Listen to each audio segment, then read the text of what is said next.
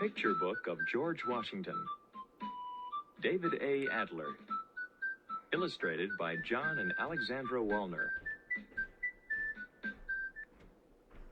George Washington was born on February 22, 1732, in a simple Virginia farmhouse. At that time, Virginia was an English colony. Young George liked to fish and go boating. He watched ships that sailed past on the nearby river. But most of all, he liked to ride his horse. George learned to read and write in school. He practiced his handwriting by copying lists of rules such as keep your fingers clean and think before you speak.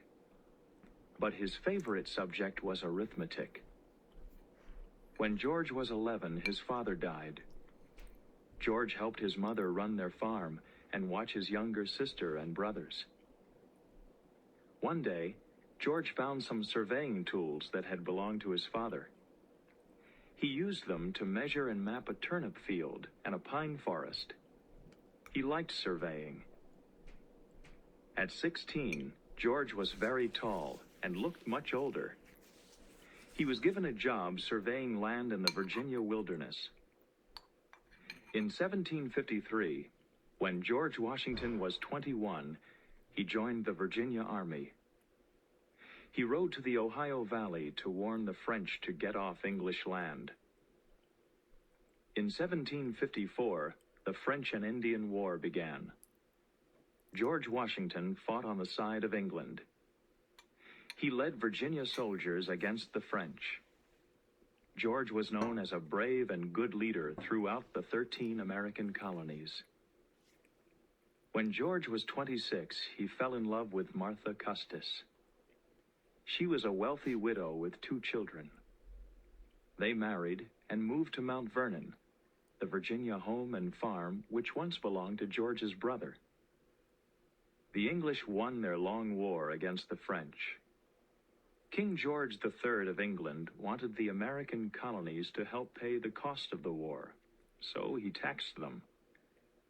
American colonists refused to pay the taxes.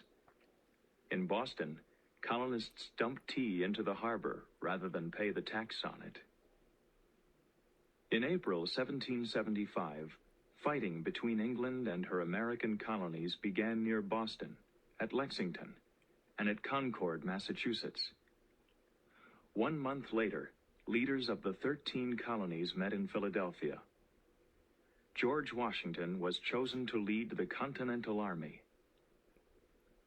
Often there were not enough uniforms, food, blankets, and guns for George Washington's soldiers. The war lasted 8 years. George Washington and the Continental Army fought bravely. In 1783, when the American colonies won the war, George Washington was a hero. The 13 colonies became 13 states. They joined together and formed a government, but it was weak. In 1787, a new government was formed with a Congress, a Supreme Court, and a president. George Washington was the best-known, most loved leader in America. He was elected the first president of the United States of America in 1789. He was re-elected in 1792. President George Washington signed treaties with the Indians, Spain, and England. There was a war in Europe, but George Washington kept the United States out of it. When some farmers in Pennsylvania refused to pay a tax on whiskey, George Washington sent soldiers to force the farmers to obey the law.